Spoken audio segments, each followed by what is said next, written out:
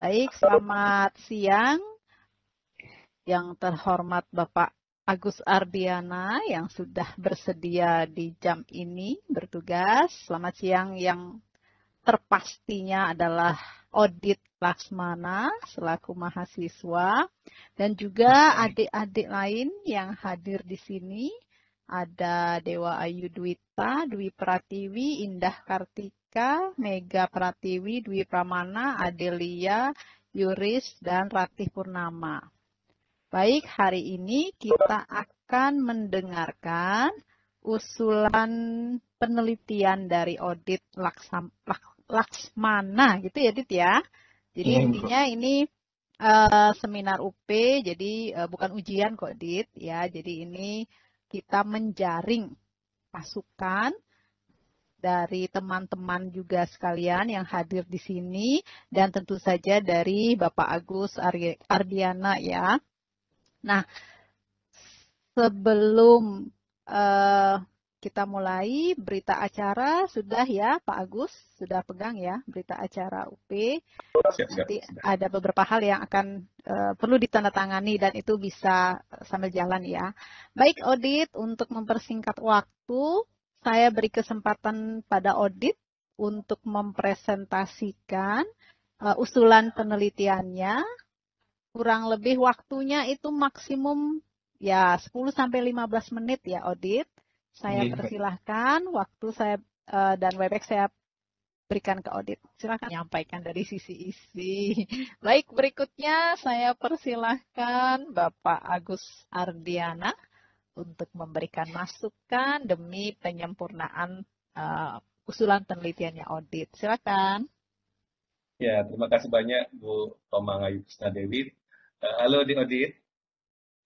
Selamat siang Bapak. Ya, oke ya. Ya, terima kasih atas kesempatannya yang diberikan ya untuk memberikan masukan ya yang konstruktif untuk penyempurnaan usulan penelitiannya Adit ya. Izinkan saya share screen saya ya. Saya kira saya juga sudah bagikan ini di grup ya dengan tujuan untuk pembelajaran kita semua. Saya pun juga masih dalam proses belajar ya.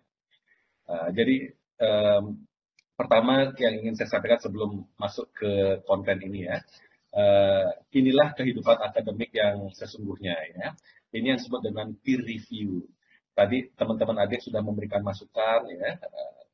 Kemudian sebentar lagi saya akan memberikan masukan.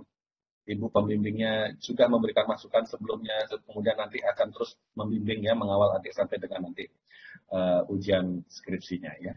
Nah itu adalah kehidupan akademik yang sesungguhnya ya. Jadi jangan baperan gitu ya, disuruh revisi ini itu, jangan baperan, kemudian ngedumel, kemudian frustrasi apalagi ya. Saya sengaja menyampaikan paper saya yang terpublish belum lama ini. Adik bisa lihat di sana historinya itu sekitar 2 tahun hanya untuk satu paper. Dan masih ada paper lagi yang sudah nyantol lebih dari 3 tahun. Gitu ya. Jadi publikasi di sana begitu selesai, begitu publish terasa menyelesaikan disertasi. Ya. Bahkan pembimbing saya itu sampai 6 tahun belum publish juga. Ya. Ada lagi Profesor Lee Parker, itu adalah founding editor dari Triple AJ, ya, jurnal yang sangat prestisius dalam bidang ilmu akuntansi.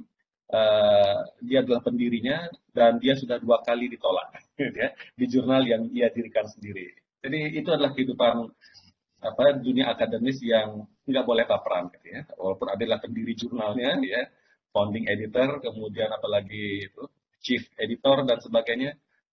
Orang lain yang akan memeriksa atau mengoreksi tulisan adik, gitu ya. Kalau disuruh revisi ya revisi, kalau ditolak ya terima ditolak. Gitu. Itu adalah kehidupan yang biasa ya dalam dunia akademis. Jadi jangan baperan. Oke, langsung aja masuk sini ya. Ini adalah memang tugas saya untuk membahas, namanya juga dosen pembahas ya. Jadi yang saya bahas, saya lebih masuk ke substansinya ya.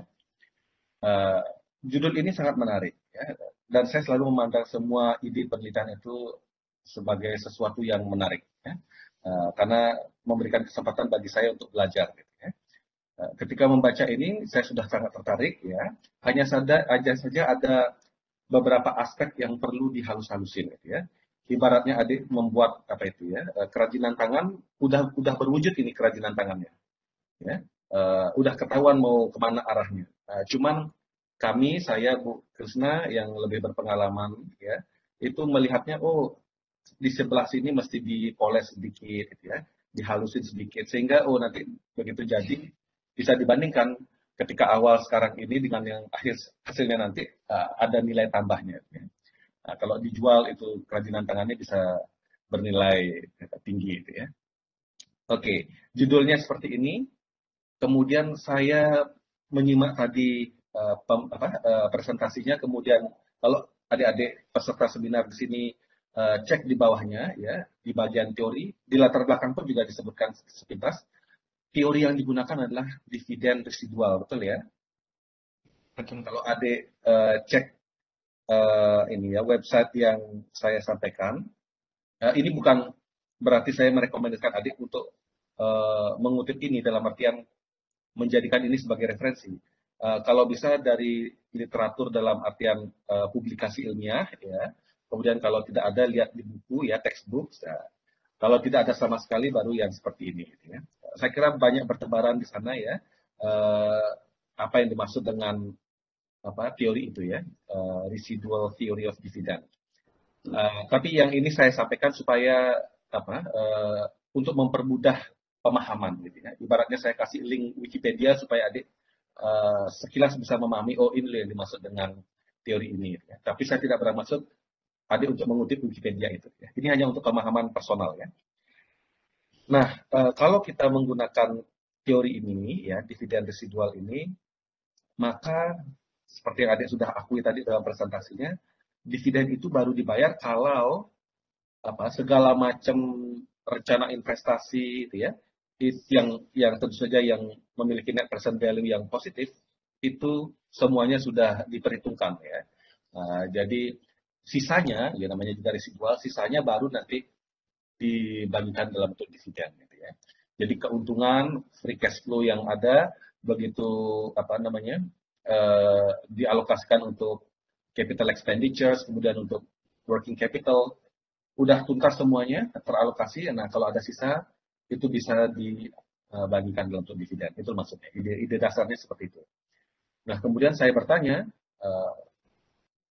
mengapa akhirnya dengan landasan teori seperti itu yang adik ingin teliti adalah pengaruh pertumbuhan penjualan, kemudian leverage pada dividen payout ratio, kebijakan dividennya.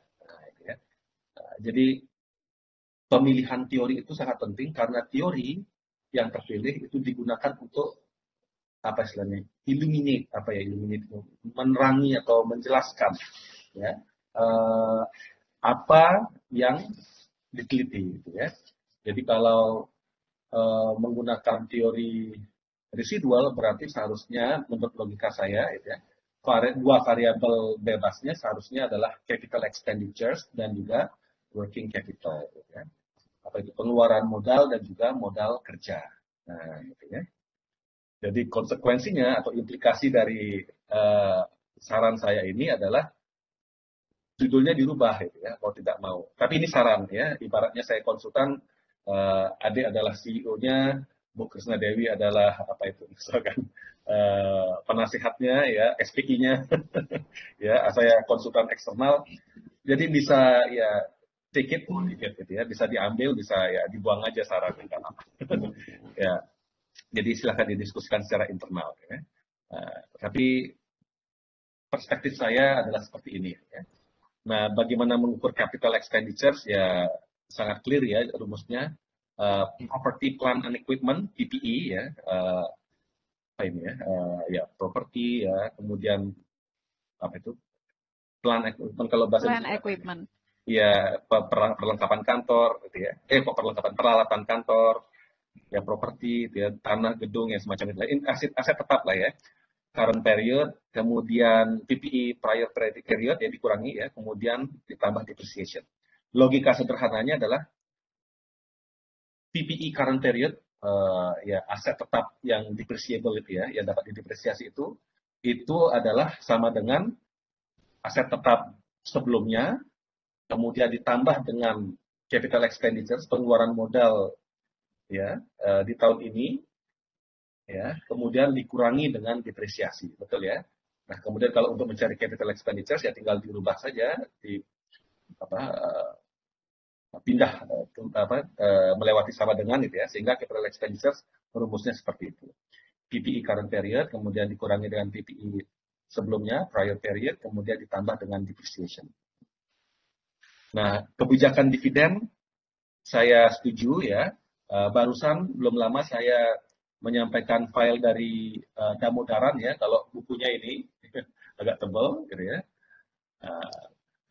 Ini Damodaran, tapi yang saya sampaikan itulah file bagian kecil dari chapter yang ada di buku Damodaran yang tebal itu. Di sana memang terkonfirmasi bahwa dividen payout ratio adalah salah satu proxy yang dapat digunakan untuk kebijakan dividen. Jadi tidak masalah untuk DPR, dividen payout ratio-nya ya. Alternatifnya adalah dividen yield. Katanya yang paling bagus sih menurut Damodaran adalah dividen yield, tapi it's okay katanya kalau dividen payout ratio ya. Nah, kemudian working capital ya, ini modal kerja ya, menurut literatur ini sangat sederhana, selisih antara aset lancar dengan utang lancar.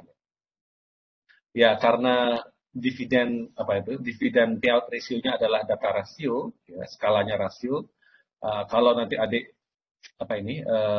menggunakan dua variabel bebas ini, nilainya akan sangat besar ya. Capital expenditures mungkin dalam miliar rupiah atau apa ya. Working capital juga dalam satuan rupiah yang cukup besar, sehingga supaya tidak terjadi bias ya. Itu bias skala pengukuran itu, sehingga mungkin ada sering lihat ini ya, ada konversi menjadi logaritma natural dari variabel ini. Jadi ln capex sama ln WC ya, working capital. Nah, supaya model regresinya menjadi blue ya, best linear unbiased estimates gitu ya. Maka ada baiknya, ini juga saran ya, ada baiknya ditambahkan sejumlah variabel kontrol. Yang typical variable controls, misalkan ukuran perusahaan, gitu ya, ln total aset biasanya digunakan, ya, atau bisa ln dari total sales, ya, kemudian usia emiten, ya, dan sebagainya. Saya kira ini secara logika masuk akal juga ya, bisa mempengaruhi kebijakan dividen dari perusahaan itu atau emiten itu. Ya. Nah, mungkin adik bertanya-tanya, kenapa harus ada tambahan variabel lagi ya? Apa yang dimaksud dengan variable control? Mungkin ini saya sering sampaikan ke mahasiswa yang bimbingan dengan saya. Ini penting dengan ilustrasi seperti ini yang sederhananya. Kalau adik misalkan seorang ilmuwan biologi, mungkin adik mempelajari bahwa pertumbuhan tanaman ya itu dipengaruhi oleh banyak faktor, ya, banyak variabel. Yang pertama intensitas sinar matahari, kesuburan tanah, ya, kemudian apalagi penyiraman ya, penyiraman tanaman ya, airnya, kemudian pengairannya, dan mungkin banyak lagi pemberian pupuk dan sebagainya. Nah, kemudian sekarang adik tertarik dengan satu buah variabel, ada isu bahwa ada pupuk X yang katanya bisa meningkatkan pertumbuhan tanaman sekian kali lipat. Wah, adik tertarik ingin menguji itu. Ya. Jadi adik ingin mengetahui pengaruh pemberian pupuk X pada pertumbuhan tanaman. Ya. Dan ketika adik melakukan analisis data, sebaiknya tidak hanya meregresikan variabel X, pupuk X itu ya, tetapi juga mengakui adanya beberapa variabel di penelitian terdahulu yang katanya juga penting mempengaruhi pertumbuhan tanaman. Ya. Jadi variabel kontrolnya ya intensitas sinar matahari juga diperhitungkan di sana, kesuburan tanah, pengairannya atau pemberian atau penyiraman itu ya, dan sebagainya. Pemberian pupuk yang lain juga mungkin juga diperhitungkan. Nah, nanti bisa dilihat kemudian diregresikan bagaimana kemudian pemberian pupuk X ini berpengaruh pada pertumbuhan tanaman ketika dia harus berinteraksi dengan sejumlah variabel kontrol ini. Ya. secara simultan, secara parsial. Nah, ini kan berbicara itu ya di metodologi penelitian, di metode penelitian. Jadi seperti itu logika sederhananya. Gitu ya. Jadi pencantuman sejumlah variabel kontrol ini juga mengindikasikan atau merefleksikan bahwa peneliti ini mengakui bahwa ada sejumlah variabel lain yang juga penting dalam topik penelitian ini. Namun concern fokus Ade adalah pada capital expenditures dan juga working capital. Itulah maksudnya. Jadi apa saja variabel kontrol ini ya bisa dilihat dari penelitian-penelitian terdahulu mengenai kebijakan dividen, ya, terutama apa yang mempengaruhi dividen payout ratio, ya. Nah, jadi seperti itu komentar umum saya, ya. Selanjutnya masalah penulisan dan beberapa poin lainnya, ya. Contohnya ini ya, usulan penelitian ini dan seterusnya, ada yang huruf besar, huruf kecil, seperti apa seharusnya mohon cek buku pedoman, ya, mungkin saja seperti ini permintaannya, saya juga tahu ya, tapi begitu saya lihat kok kurang manis itu ya. Ada yang harusnya huruf besar jadi huruf kecil jadi huruf besar. Jadi mohon diperhatikan dengan baik. Ya, kita masuk ke berikutnya. Nah, ini ya. Ini adalah selling point ya. Kalau adik jualan ya, jualan ide ya, ilmuwan menjual idenya yang pertama kali selling point-nya adalah latar belakang ini ya.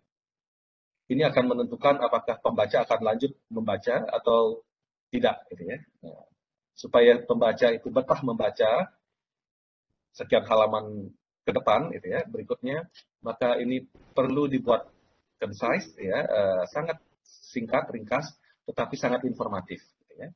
Nah, ada banyak pakem gitu ya, tetapi yang saya pahami adalah seperti ini ya. Adik bisa cek paper saya yang saya sudah sampaikan itu ya. Bukan berarti itulah paper terbaik di seluruh dunia, bukan ya, tetapi ketika saya memberikan saran, masukan, tentu saja yang paling baik adalah dengan memberikan keteladanan. Ya, kan? Ibaratnya saya sebagai orang tua adik, saya suruh adik belajar, ya itu karena orang tuanya juga belajar. Ya. Jangan merokok, ya karena saya tidak merokok misalkan. Jangan banyak nonton Korea karena saya tidak menonton film Korea misalkan. Ya misalkan seperti itu. Jadi keteladanan. Ya. Jadi ketika saya memberikan komentar sepanjang ini gitu ya, ada pasti bertanya, emang bapaknya kayak gimana sih pendidikannya kayak gitu ya. Pasti ada sedikit baperan seperti itu. Jadi untuk mengantisipasi baperan yang seperti itu, saya sampaikan ke adik, kalau saya seperti ini menulisnya dan kenyataannya berhasil terpublikasi gitu ya. Nah, jadi saya harapkan nanti ini menjadi paper yang besar terpublikasi ya, sehingga adik nanti bangga gitu ya, dan juga ibu pembimbingnya juga bangga. Jadi saya membantu menghalus-haluskan. Menurut persepsi saya inilah kira-kira minimal sekali standar apa yang harus diungkapkan di latar belakang. Tidak perlu panjang-panjang. Ya. Satu kalimat singkat tapi efektif untuk setiap poin ini. Di paragraf awal ada baiknya, itu menurut saya ya, pengalaman saya, ada baiknya langsung disampaikan ke pembaca, reviewer terutama. Apa sih sebenarnya tujuan penelitian ini? Meskipun ada bagian berikutnya setelah latar belakang, adik bicara mengenai tujuan penelitian. Ya. Sampaikan di sini secara singkat, tujuan penelitian ini adalah mengetahui mengetahui pengaruh kalau jadi misalkan capital expenditures ya silakan, pengaruh pengeluaran modal dan modal kerja pada kebijakan dividen perusahaan batubara gitu, ya, yang terdaftar di Bursa Efek Indonesia. Nah, itu sudah jadi satu kalimat pembuka yang langsung ya, straight to the point. Berikutnya klarifikasi, kasih tahu ke pembaca apa yang dimaksud dengan kebijakan dividen. Ya. Jadi ya kebijakan tadi ngebicara pengaruh variabel ini pada kebijakan dividen. Nah sekarang jelaskan dengan satu kalimat efektif. Kebijakan dividen dalam penelitian ini adalah apa-apa dalam kurung menurut siapa. Ya. Jadi pembaca tahu maksudnya kebijakan dividen itu adalah dividen payout ratio, yaitu ya rasio yang menunjukkan seberapa besar dividen per share relatif terhadap earnings per share-nya. Oke, menurut siapa? Menurut Mudaran tahun sekian misalkan. Nah, kemudian apa lagi nih? Nah, kemudian argumentasinya, oke, ini penelitian tentang kebijakan dividen pada intinya. Terus mengapa isu ini menjadi penting? Kebijakan dividen ini menjadi penting. Nah, ya. Nah, ini argumentasi. Ya. Nah, seperti di paper saya sampaikan, kenapa saya meneliti tentang topik itu, stakeholder engagement in sustainability reporting misalkan. Kenapa? Padahal ada banyak topik lain, ya, yang dimana peneliti bisa mengambilnya dari angle yang berbeda. Kenapa di angle itu yang dipilih? Dari sudut pandang itu yang dipilih. Nah, itu yang harus dijustifikasi. Lagi-lagi singkat, logis, argumentasinya, dan juga dengan ini kutipan ya. Maksud saya referensi. Menurut siapa? Jadi argumentasi kita disupport oleh ya peneliti sebelumnya atau literatur tertentu. Kemudian jangan lupa juga apa ini? Mengapa ingin mengetahui? Jadi, mengapa kebijakan dividen itu penting untuk diteliti? Kemudian, mengapa ingin mengetahui pengaruh variabel capex dan juga working capital, ya, untuk mengetahui pengaruhnya pada kebijakan dividen? Kenapa? Ya. Kemudian argumen, kenapa perusahaan batubara yang diteliti? Jadi, mengapa? Ini seperti pertanyaan anak kecil ya, seperti pertanyaan-pertanyaan anak saya ya. Setiap langkah saya selalu tanya, kenapa begini, kenapa begitu? Itulah yang disebut dengan critical thinking. Dan mari kita akui bersama, setelah kita semakin besar, entah kenapa, critical thinking kita semakin berkurang. Apakah itu bisa kita salahkan sistem pendidikan kita atau gimana? Sistem bagaimana orang tua kita mendidik gitu ya. Sehingga daya kritis kita semakin lama semakin berkurang. Takut, enggan gitu ya. Malas nanya gitu ya. Kenapa begini? Kenapa begitu? Memang begitu gitu ya. Belum nanya sudah dalam pikiran kita, emang gitu ya. Emang udah dari dulu dari sononya. Padahal waktu kita lahir selalu kita bertanya-tanya, kenapa kayak gini? Kenapa nggak begitu? Ya. Nah, ini mari kita tumbuhkan kembali critical thinking ini. Ya. Dengan cara menanyai diri sendiri, kenapa saya harus meneliti ini? Kenapa perusahaan batubara? Kenapa bukan perusahaan lainnya? Apa spesialnya perusahaan batubara? Gitu ya. Di paragraf yang mana adik berargumen, oke, adik mengakui ada penelitian sebelumnya di topik ini tentang mengenai industri manufaktur, pertambangan dan sebagainya ya. Nah, kemudian adik berargumen, oke, penelitian terdahulu hasil penelitiannya bervariasi, belum konklusif, belum final, dan kemudian adik langsung ujuk-ujuk dengan percaya dirinya, mohon maaf ya, langsung mengatakan saya ingin meneliti perusahaan batubara, ya, supaya kesannya supaya hasil penelitiannya menjadi konklusif, menjadi final. Saya kira itu terlalu prematur dan terlalu overconfident gitu ya. Sebaiknya kita penting untuk meyakinkan reviewer, tetapi jangan terlalu overconfident seperti itu ya. Cara menyampaikan, mengartikulasi ide itu mesti diperbaiki.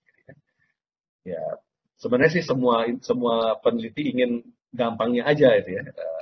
Ya karena perusahaan sekarang nggak mungkin saya meneliti semua emiten. Pada dasarnya gitu ya inginnya kita bicara ya. Tetapi kan nggak bisa kita jujur bilang seperti itu ya. Atau mungkin seperti pengalaman mahasiswa saya. Kenapa dulu sekali ya, mengapa Anda ingin meneliti, skripsi Anda meneliti tentang Bank BCA di cabang lupa saya, di Denpasar. Kenapa?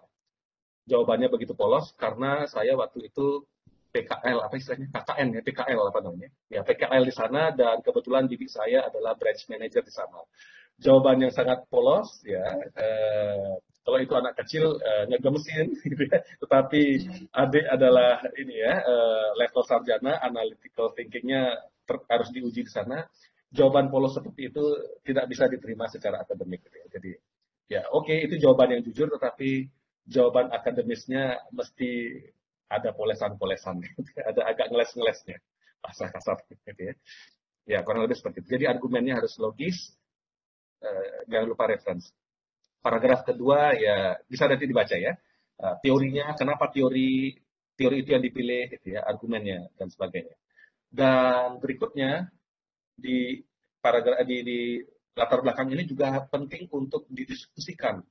Ya, penelitian terdahulu di topik yang sama ini seperti apa?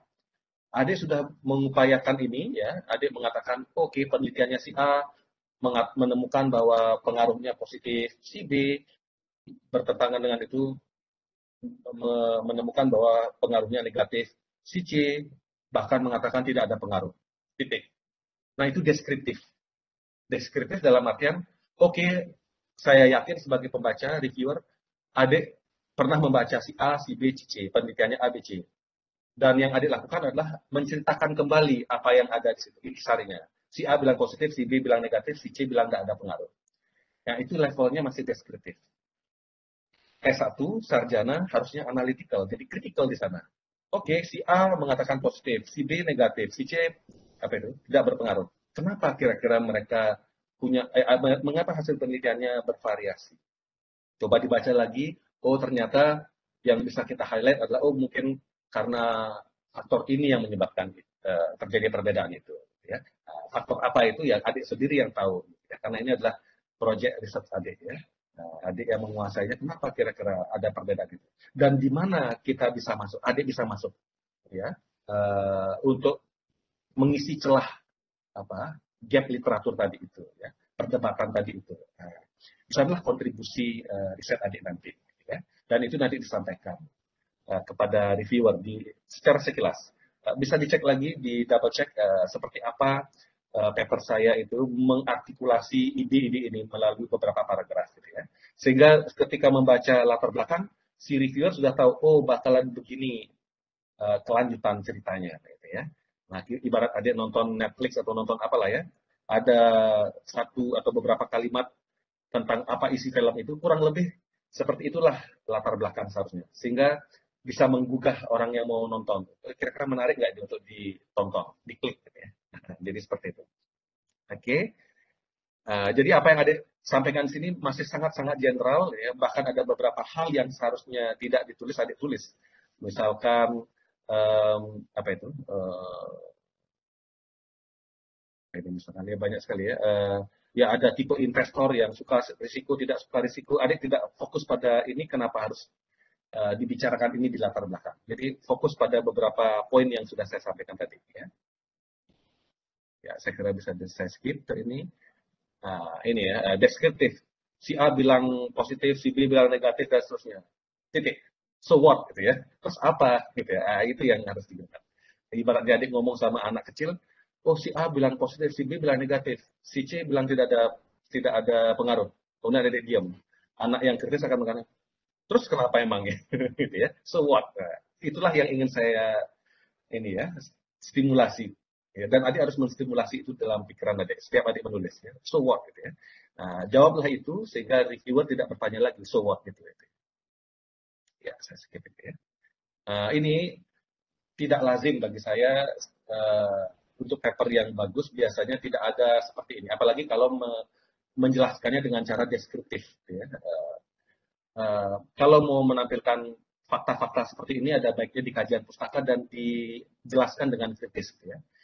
Dan pertanyaan berikutnya adalah, mengapa harga dan produksi batubara yang ditampilkan? Padahal adik fokusnya pada dividen, gitu ya.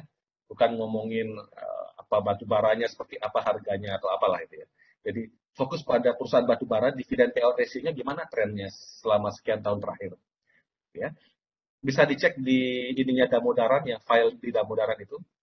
Bagaimana katanya earnings per share trennya mengikuti tren dari bagaimana dividen per share mengikuti tren earnings per share. Nah, bisa dicek di sana.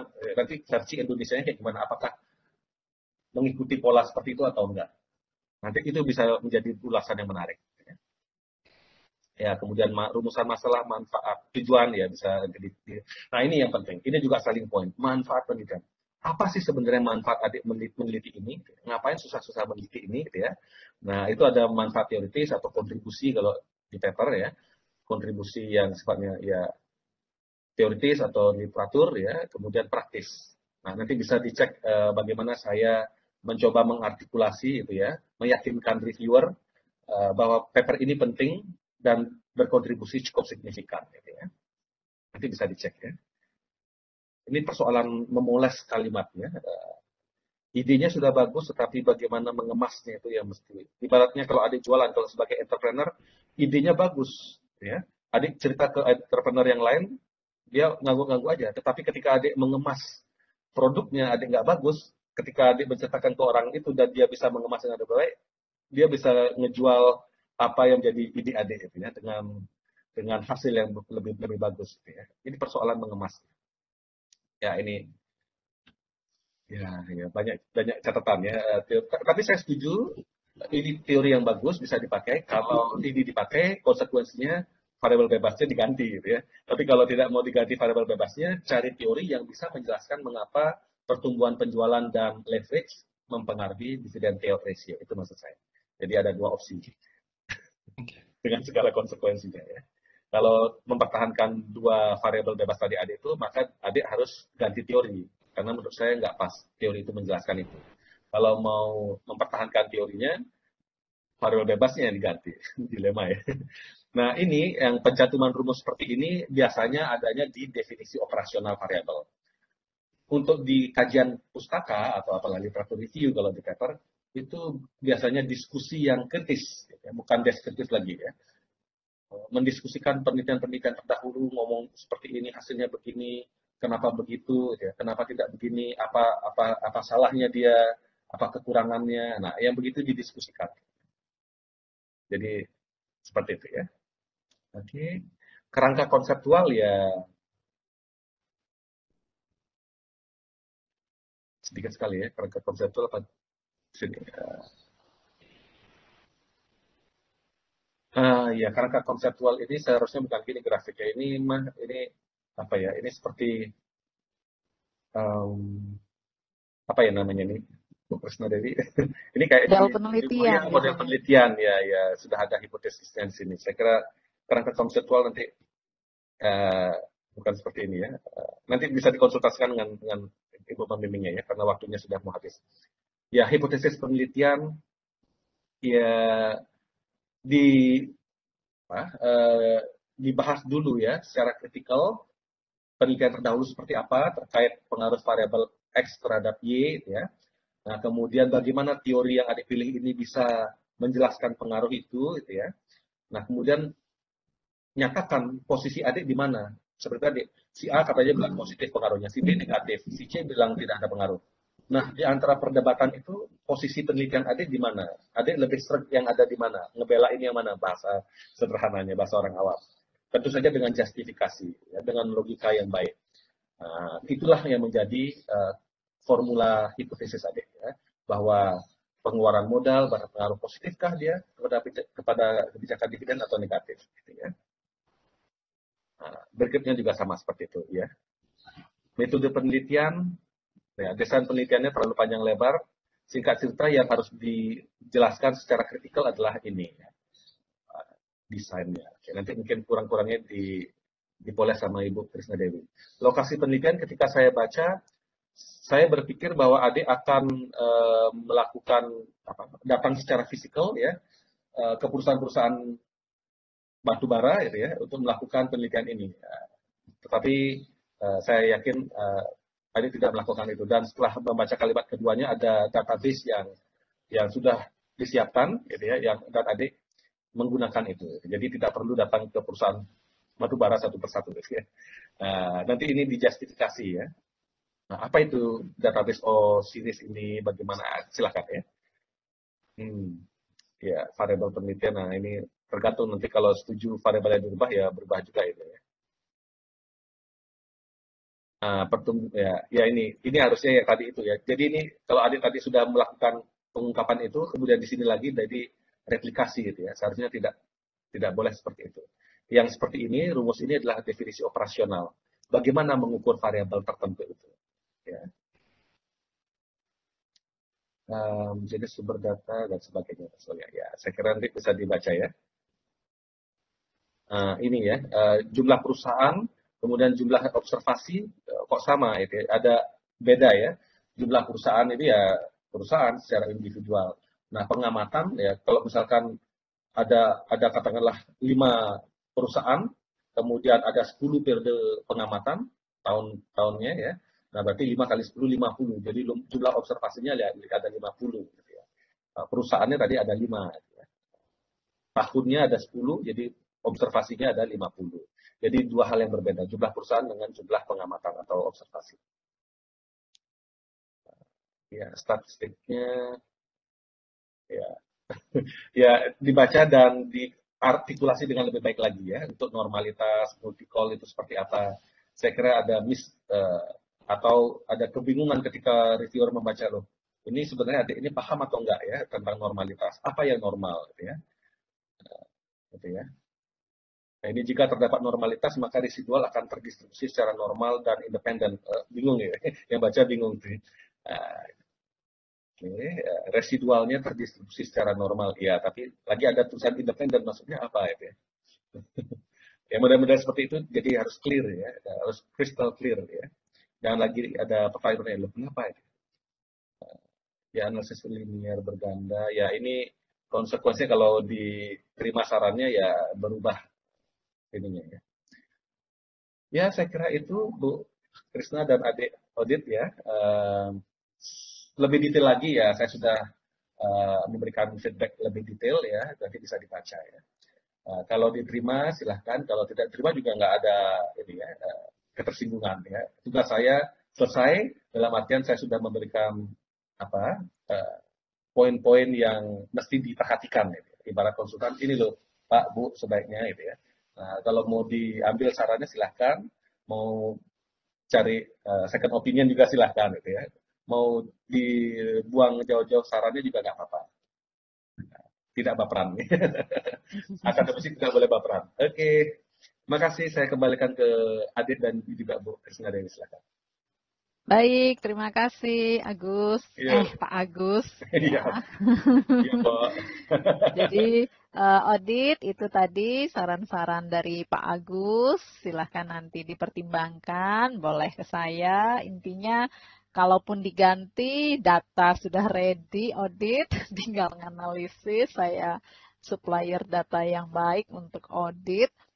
Intinya ya inilah seminar UP ya, jadi adik-adik yang hadir di sini juga supaya tahu seperti tadi ya, jangan baperan, ya itu hal yang wajar. Jadi ada saran, nanti dipertimbangkan bisa atau tidak kita kerjakan dan seterusnya. Ya, audit bisa ya dipahami. Baik, jadi kesimpulannya, jadi karena ini harus ada hasil apa berita acara ya, jadi kita bisa simpulkan usulan penelitiannya audit ini bisa dilanjutkan, tentu saja ada revisi, gitu ya, Pak Agus ya. Betul. Silakan dilanjutkan atas saran dari Ibu pembimbingnya ya. Seperti apa nanti perubahannya ya. Oke, baiklah kalau begitu sudah waktu untuk mengakhiri seminar UP ini. Kita akan akhiri sekali lagi. Selamat untuk audit, satu langkah sudah dilalui. Dan untuk adik-adik yang lain yang mungkin belum, tetap semangat. Semoga juga bisa segera menyusul audit. Bagi yang sudah, tetap semangat, direvisi dan diselesaikan skripsinya. Baik, kita akan akhiri pertemuan kita hari ini. Untuk urusan berkas, nanti kita bisa lewat WhatsApp saja. Terima kasih. Saya close Webex-nya. Selamat siang semua. Semoga sehat selalu. Ya, take care semuanya ya.